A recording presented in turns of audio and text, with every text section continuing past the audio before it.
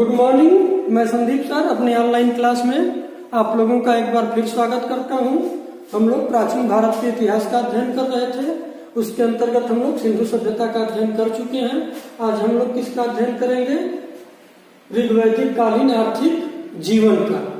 तो ऋग्वैदिक कालीन आर्थिक जीवन के अंतर्गत हम लोग किन किन तत्वों को देखेंगे? तो उसके अंतर्गत हम लोग पशुपालन, कृषि, उद्योग, विनिमय का माध्यम और व्यापार वाणिज्य इस सेंस में देखेंगे कि देखिए किसी भी समाज के आर्थिक जीवन में मुख्य रूप से इन्हीं तत्वों का क्या किया जाता है? अध्ययन किया जाता है।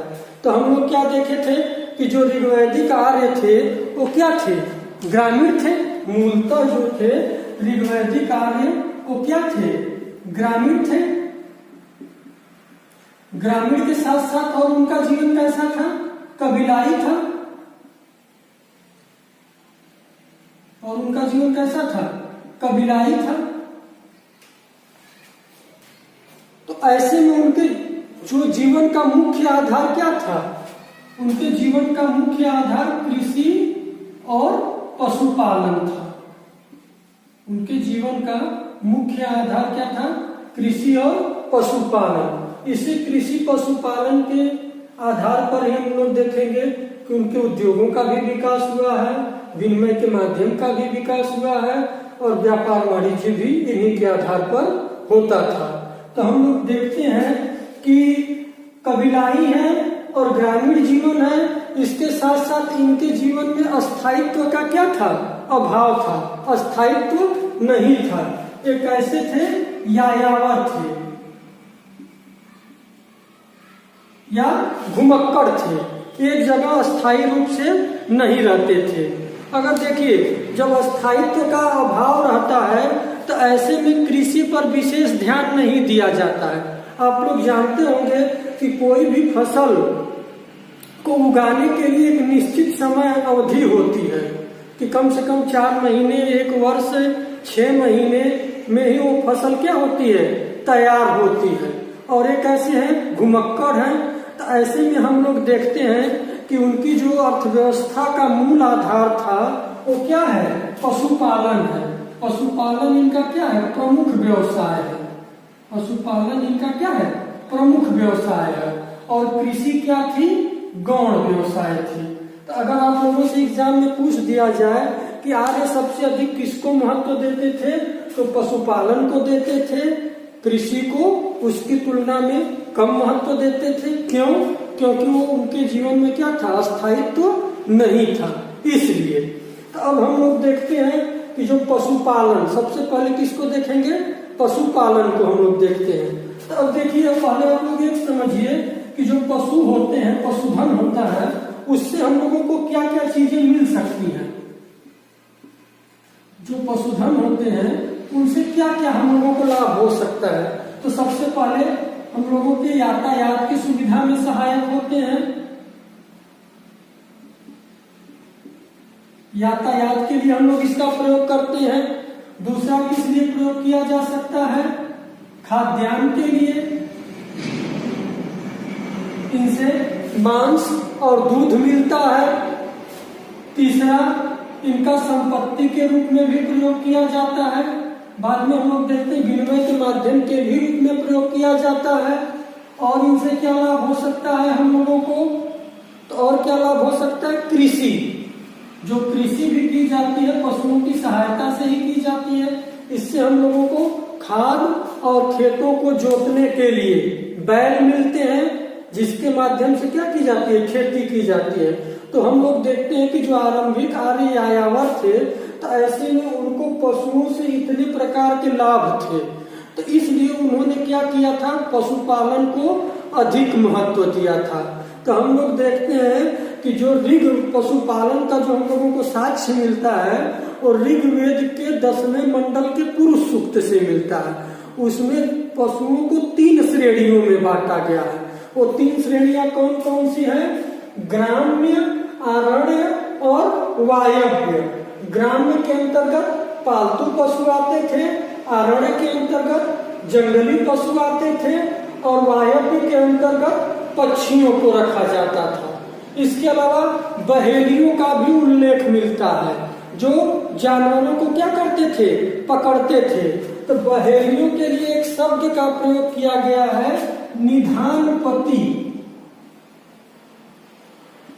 निधानपति, निधानपति किसको कहा जाता था, बहेलिया को कहा जाता था। अब हम लोग देखते हैं कि कौन कौन से पशु उनको अधिक प्रिय थे, किससे वो परिचित थे और किससे वो परिचित नहीं थे। तो इसमें हम लोग देखते हैं कि जो ऋग्वैदिक आर्य थे वो बाघ से परिचित नहीं थे।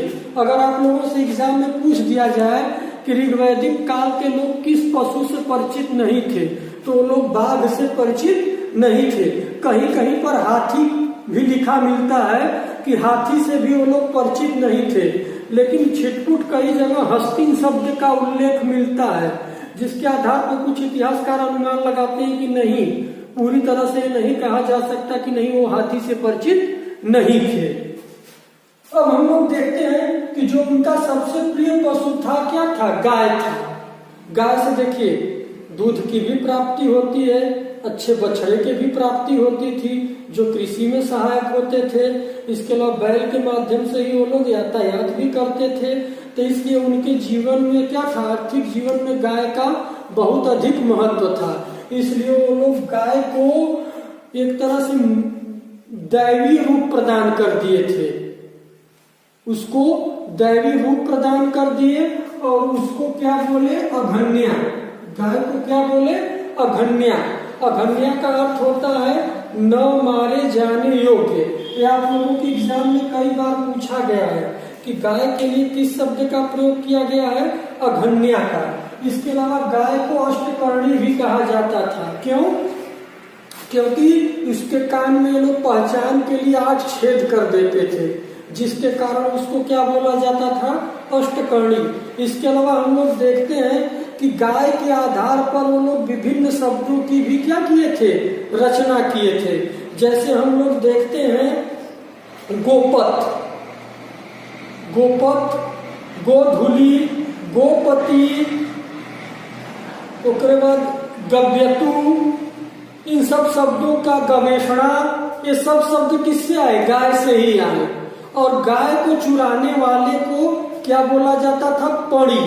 ऋग्वेद में जो गाय की चोरी करते थे, पड़ी, पड़ियों का उल्लेख है। ये पड़ी माना जाता था कि ये लोग क्या करते थे, गाय की चोरी करते थे। इसके अलावा आप लोग देखेंगे ऋग्वेद के 176 बार ऋग्वेद में क्या है, गाय का उल्लेख है। इसी आधार पर कहा जाता है कि नहीं, उनका सबसे प्रिय पशु क्या था, गाय थी। तो इसके अलावा हम लोग आगे और चीजें देखेंगे। उसके अलावा हम लोग देखते हैं जो उनका दूसरा प्रिय पशु था वो क्या था, घोड़ा। अब इसका घोड़े का क्या यूज था, युद्ध के लिए ज्यादा मोबिलिटी रहती है, ज्यादा तेजी से आक्रमण कर सकते हैं, कोई भी दूरी तेजी से तय कर सकते हैं। तो हम लोग देखते हैं कि घोड़े का प्रयोग कहाँ कहाँ पे करते थे, युद्ध में करते थे, रथ में करते थे, और आप लोग जानते होंगे यज्ञ, यज्ञ में भी घोड़े का, अश्वमेध यज्ञ सुने ही होंगे आप लोग। तो इस तरह से घोड़े का प्रयोग वो लोग करते थे। तो उनका दूसरा प्रमुख प्रिय पशु कौन था, अश्व या घोड़ा था। उसके बाद हम लोग देखते हैं कि कुछ और पशुओं से भी वो लोग क्या थे, परिचित थे, जिसमें हम लोग देखते हैं बकरी। बकरी को वो लोग क्या बोलते थे, अजा। बकरी को क्या बोलते थे, अजा। कुत्ता को क्या बोला जाता था, सारमेय। इसके अलावा गधर्व या गधा का भी उल्लेख है, कहीं कहीं पर मिलता है। ऊंट का भी है, उसके बाद हिरण का भी है, भेड़ का भी है। इन सब जानवरों से वो लोग क्या थे, परिचित थे। लेकिन किससे परिचित नहीं थे, बाघ से। और गाय को क्या बोला जाता था, अघन्या बोला जाता था। ये याद रखिएगा खास कर। इसके अलावा गाय की चोरी करने वाले को क्या बोलते थे, पड़ी बोलते थे। अब हम लोग देखते हैं इनका कृषि व्यवस्था। तो कृषि के अंतर्गत आप लोग जानते होंगे कि कृषि की भी हम लोगों को अगर देखा जाए तो जो कृषि की जानकारी मिलती है वो किससे मिलती है? ऋग्वेद से मिलती है। आप लोगों को मैं बताया था ऋग्वेद में कितने मंडल हैं? 10 मंडल हैं। तो हम लोग देखते हैं कि पहले, चौथे और 10वें मंडल से हम लोगों को कृषि की जानकारी मिलती है। पहले मंडल में क्या बोला गया है कि अश्विन ऋषि ने मनु को जौ की खेती करना सिखाया। ये पहले भी मैं आप लोगों को बता चुका हूं। तो पहले मंडल में क्या बोला गया है कि अश्विन ऋषि ने मनु को जौ की खेती करना सर्वप्रथम सिखाया। इसमें भी देखिए पहला और 10वां छेपक है, आप लोग जानते होंगे, बाद में जोड़े गए हैं। तो अगर आप लोगों से पूछ दिया जाए कि कृषि का जो है प्राचीनतम साक्ष्य ऋग्वेद में कहाँ से मिलता है, तो चौथे मंडल से मिलता है। याद रखिएगा आप लोग, चौथे मंडल से मिलता है। पहला और 10वां क्या है? बाद में जोड़े गए हैं। इसके अलावा हम लोग देखते हैं कि ऋग्वेद के 24 मंत्रों में, कितने में? 24 मंत्रों में कृषि का क्या है? वर्णन है। ऋग्वेद के 24 मंत्रों में कृषि का क्या किया गया है? वर्णन किया गया, कृषि शब्द का उल्लेख किया गया। अब देखिए कृषि अगर हम लोग करते हैं तो कृषि कर्म कहाँ पे होगा? वो भूमि पर होगा। तो हम लोग देखते हैं कि उस समय 2 तरह की भूमि हम लोगों को देखने को मिलती है। एक कौन सी होती थी? उपजाऊ भूमि, और दूसरी कौन सी होती थी? ऊसर या बंजर भूमि। ऊसर, बंजर या इसी को अनुपजाऊ भी बोल सकते हैं। तो वो लोग उपजाऊ भूमि को किस नाम से पुकारते थे? उर्वरा के नाम से। ऋग्वैदिक काल में उपजाऊ भूमि को किस नाम से बुलाया जाता था? उर्वरा। देखिए जो उपजाऊ भूमि होती है उसमें आप लोग सोच सकते हैं कि उपजाऊ है मतलब उसमें कौन सी भूमि उपजाऊ होती है? जिसमें क्या है? पोषक तत्वों की, उर्वरक की मात्रा क्या होगी? अधिक होगी। वैसी ही भूमि तो उपजाऊ होगी। तो इसी उपजाऊ से ही कौन सा शब्द निकला? उर्वरा। तो अगर आप लोगों से एग्जाम में पूछ दिया जाए कि उपजाऊ भूमि को ऋग्वैदिक काल में किस नाम से जाना जाता था, तो उर्वरा के नाम से जाना जाता था। और अनुपजाऊ, ऊसर या बंजर भूमि को किस नाम से जाना जाता था? तो इसको खिल्ले नाम से जाना जाता था। इसको क्या बोलते थे? खिल्ले। ठीक उल्टा है, कभी खिलती नहीं थी, यहाँ से कभी फसलें पैदा नहीं होती थी। हालांकि ऊसर मतलब क्या होता है? परती भी कहते हैं। परती मतलब कुछ दिन के लिए छोड़ दिए, फसल नहीं बोए, उसके बाद फिर अगले सीजन में उसमें फसल उगाते हैं। तो हम लोग मुख्य रूप से क्या देखे कि 2 तरह की भूमि थी, एक उर्वरा और दूसरी खिल्ले। मरुस्थल का भी उल्लेख मिलता है और मरुस्थल के लिए उन लोग किस शब्द का प्रयोग किए हैं? धान्य। यहाँ पे एक और आप लोग चाहे तो जोड़ सकते हैं, मरुस्थल।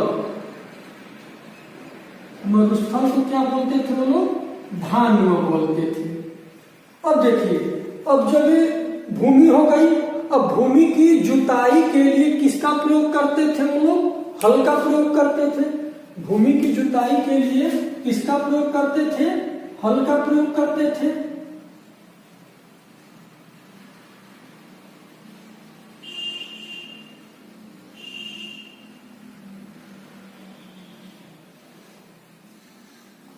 हल का प्रयोग करते थे।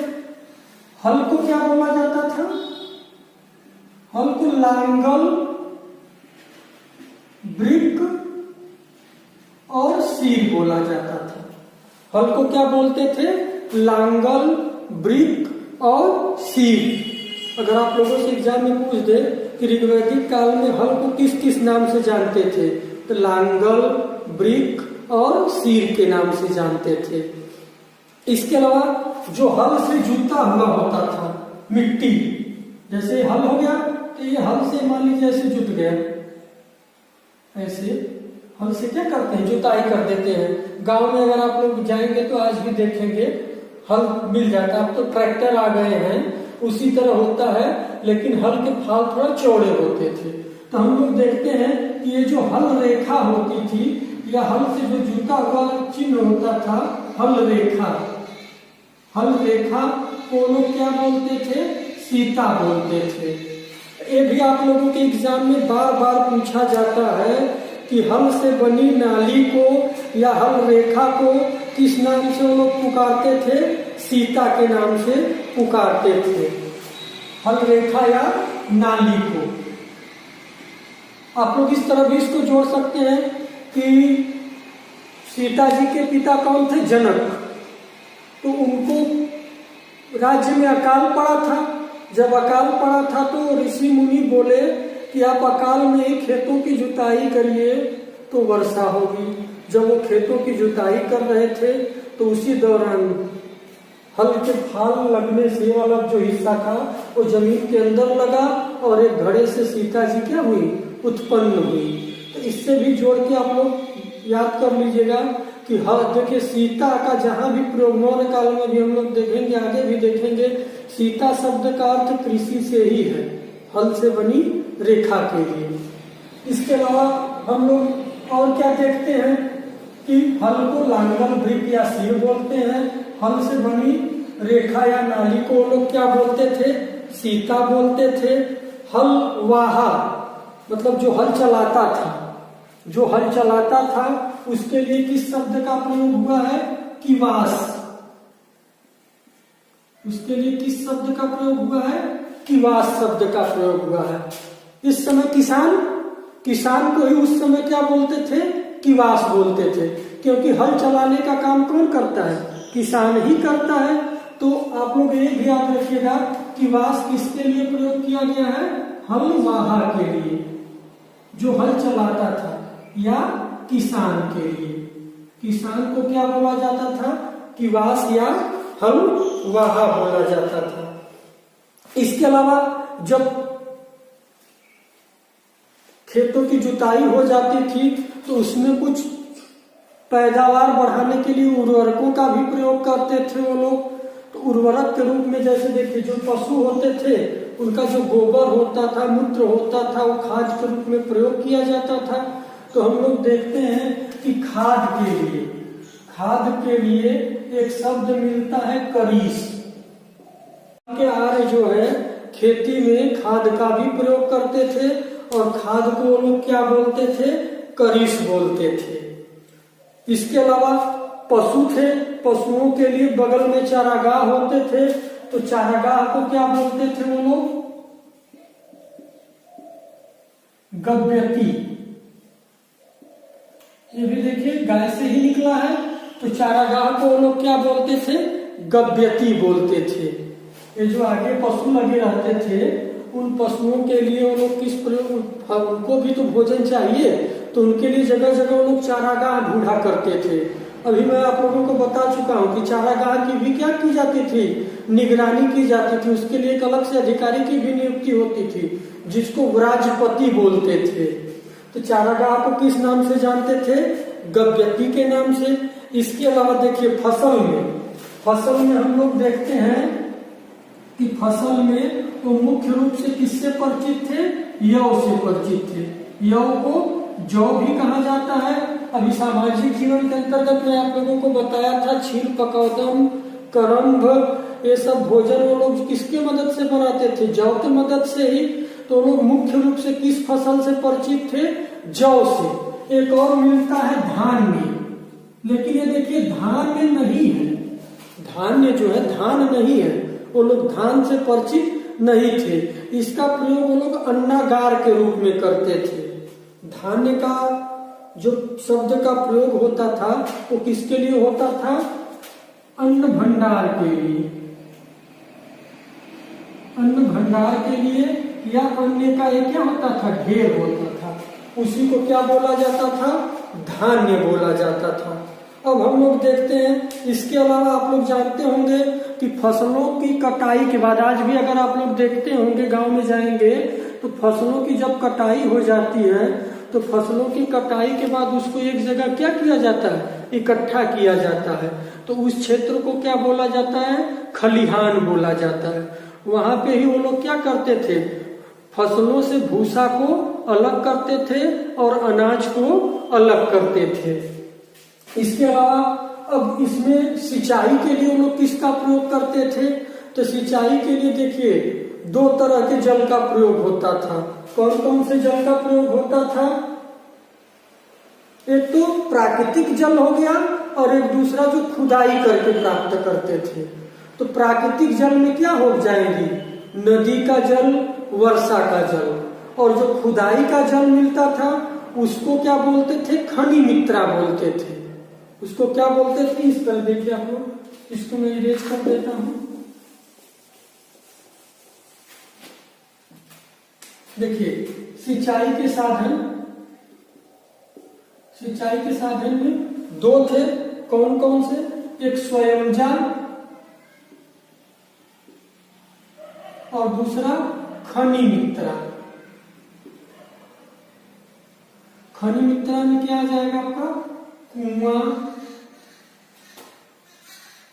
और स्वयंजा में वर्षा का जल, नदी का जल, जिससे मतलब खेतों की क्या हो? स्वयं सिंचाई हो जाए। खेतों की स्वयं सिंचाई कैसे हो सकती है? प्रकृति ही कर सकती है। तो हम लोग देखते हैं जो वर्षा या नदी के जल से सिंचित क्षेत्र था उसको वो लोग क्या बोलते थे? स्वयंजा बोलते थे। और जो कुआं हो गया, तालाब हो गया, नहर हो गई, इन सब से जो सिंचित क्षेत्र था उसको क्या बोलते थे? खनि मित्रा। कुआं के लिए एक शब्द का प्रयोग हुआ है अवट। कुआं को लोग क्या बोलते थे? अवट बोलते थे। अवट। इतनी जानकारी महत्वपूर्ण किससे? उनके कृषि गतिविधियों से। तो इसमें देखिए मुख्य रूप से आप लोग क्या याद रखेंगे? ऋग्वेद के पहले, चौथे और 10वें मंडल में कृषि का उल्लेख है। पहले मंडल में कहा गया है कि अश्विन देवता ने मनु को हल चलाना और जौ की खेती करना सिखाया। सबसे प्राचीन कृषि का उल्लेख चौथे मंडल में 24 मंत्रों में है। 2 प्रकार की भूमि थी, उर्वरा उपजाऊ भूमि होती थी, खिल्य जो है ऊसर या बंजर भूमि होती थी, धान्य मरुस्थल होते थे। इसके अलावा हल के लिए लांगल, ब्रिट, सिर शब्दों का प्रयोग किया गया है। सिंचाई में 2 तरह से होती थी, एक स्वयंजा और दूसरा खनि मित्रा। स्वयंजा वर्षा या नदी का जल और खनि मित्रा में कुआं, तालाब, इन सब का जल। अब हम लोग देखते हैं इनका उद्योग, आर्यों का, ऋग्वैदिक आर्यों के उद्योग और शिल्प। तो उद्योग और शिल्प के अंतर्गत हम लोग सबसे पहले किसको देखते हैं? वस्त्र उद्योग। तो वस्त्र उद्योग के अंतर्गत हम लोग क्या देखते हैं? देखिए पिछले क्लास में मैं गलती से बोल दिया था कि वो लोग कपास से परिचित थे, लेकिन आप लोग याद रखिएगा कि ऋग्वैदिक आर्य कपास से परिचित नहीं थे। वो लोग वस्त्र का प्रयोग करते थे, लेकिन सूती वस्त्र का प्रयोग नहीं करते थे। मुख्य रूप से ऊनी वस्त्र का, मृग चर्म का, इन सब का प्रयोग करते थे। तो वस्त्र उद्योग के अंतर्गत हम लोग देखते हैं कि ये लोग कपास से परिचित नहीं थे।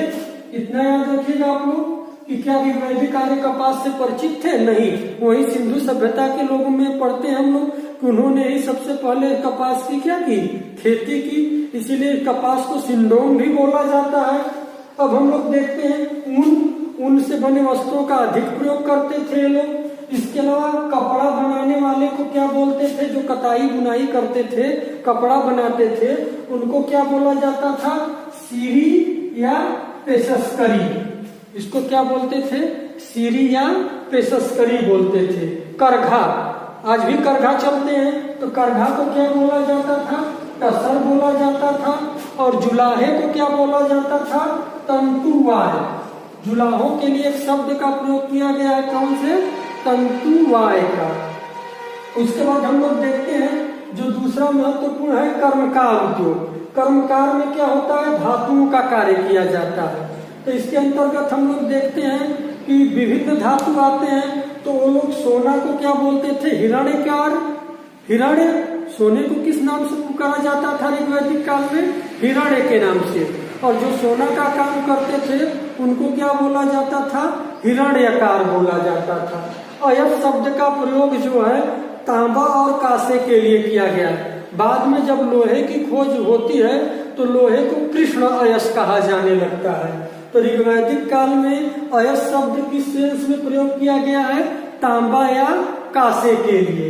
इसके अलावा हम लोग देखते हैं कि जो ऋग्वैदिक आर्य थे वो लोग लोहा और चांदी से परिचित नहीं थे, तो उन्हें लोहे और चांदी की जानकारी नहीं थी, ये भी याद रखिएगा, इंपॉर्टेंट है। उसके बाद कुंभकार को क्या बोला जाता था? कुलाल। कुंभकार को क्या बोला जाता था? कुलाल। नाई भी थे, नाई को क्या बोला जाता था? वाप्ता। पुलपुली, पुलपुली किसको बोला जाता था? धोबी को। इसके अलावा पेशस्करी, पेशस्करी जो कताई बुनाई करते थे उनको क्या बोलते थे? पेशस्करी बोलते थे।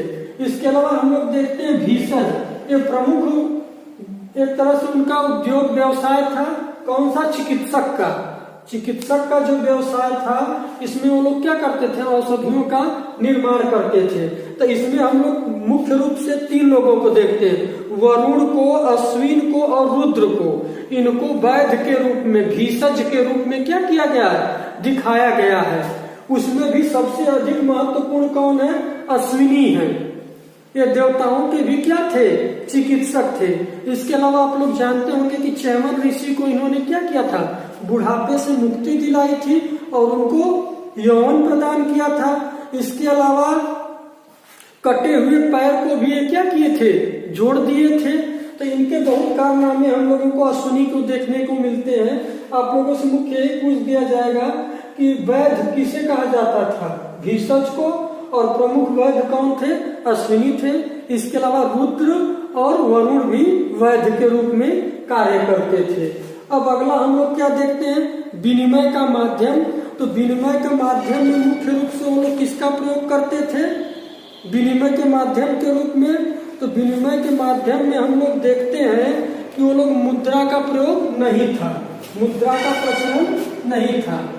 यहाँ पे अगर आप लोग देखेंगे तो मुद्रा, क्या वो लोग मुद्रा से परिचित थे?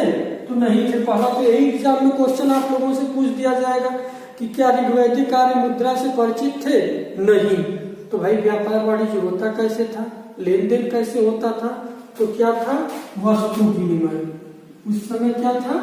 वस्तु विनिमय था। वस्तु विनिमय में भी मुख्य रूप से गाय और घोड़ा, इनका हम लोगों को विनिमय के रूप में देखने को मिलता है। एक जगह एक कथानक भी है ऋग्वेद के 4थे मंडल में। ऋग्वेद के 4थे मंडल में वामदेव कहते हैं कि कौन है जो मेरे इंद्रदेव की प्रतिमा को 10 गायों के बदले लेगा। अब इससे अनुमान लगाया जा सकता है कि वो क्या कर रहे हैं? अपने इंद्रदेव की प्रतिमा को किसके बदले में दे रहे हैं? गाय के बदले में दे रहे हैं। तो यहाँ पे विनिमय का माध्यम गाय कर रही है कि नहीं कर रही है? इससे भी अर्थ निकाला जा सकता है कि उस समय गाय का कितना अधिक महत्व था। इसके अलावा गाय को भारद्वाज ऋषि ने सब ऐश्वर्य का मूल भी बताया है, मतलब सब सुख किसमें है? गाय में ही है। इसीलिए वो लोग गाय की अधिक कामना करते थे। इसका तुलना पुत्र से भी किया गया है। तो हम लोग देखते हैं कि विनिमय के रूप में गाय और घोड़ा का वो लोग क्या करते थे? प्रयोग करते थे। मुद्रा से परिचित नहीं थे। विनिमय में भी वस्तु विनिमय होता था। व्यापार वाणिज्य, व्यापार वाणिज्य में हम लोग देखते हैं कि सीमित था। उनका व्यापार वाणिज्य कैसा था? सीमित था। व्यापार वाणिज्य क्यों सीमित था? उतनी चीजें नहीं थी। मुख्य रूप से किसका व्यापार वाणिज्य करेंगे? वस्त्र का, खाल का, पशुओं की जो खाल होती है, देखिए गाय की खाल से वो लोग दूरी भी नापते थे। दूरी के लिए एक शब्द का प्रयोग किया गया है, वो गाय की खाल है। इसके अलावा और क्या इसमें मिलता है हम लोगों को? तो इसमें हम लोग देखते हैं कि एक महत्वपूर्ण है व्यापार वाणिज्य में, एक व्यापारी के रूप में किसका उल्लेख है? व्यापारी के रूप में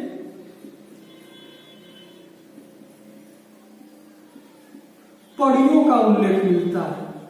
अभी मैं आप लोगों को बताया था कि पड़ी क्या करते थे? गाय की चोरी करते थे। जो गाय की चोरी करते थे उनको क्या बोला जाता था? पड़ी। तो ऐसा माना जाता है कि जब ये लोग व्यापार करने आते थे, गांवों में घूमते थे, तो उसी समय जाते समय पशुओं को भी क्या करते थे? चुरा लेते थे। तो ये पड़ी जो है व्यापार का भी काम करते थे और चोरी का भी काम करते थे। वैसे भी आप लोग जानते होंगे आजकल के जो व्यापारी हैं सब कुछ न कुछ कहीं न कहीं समझ सकते हैं आप लोग। तो जो पड़ी थे उस काल में क्या थे? व्यापारी थे या गाय की चोरी करने वाले थे। इतनी महत्वपूर्ण जानकारी किससे है? वैदिक कालीन आर्थिक जीवन से है।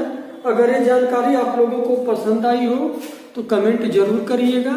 इसे ज्यादा से ज्यादा लाइक और शेयर भी करें। आज के लिए बस इतना ही। धन्यवाद।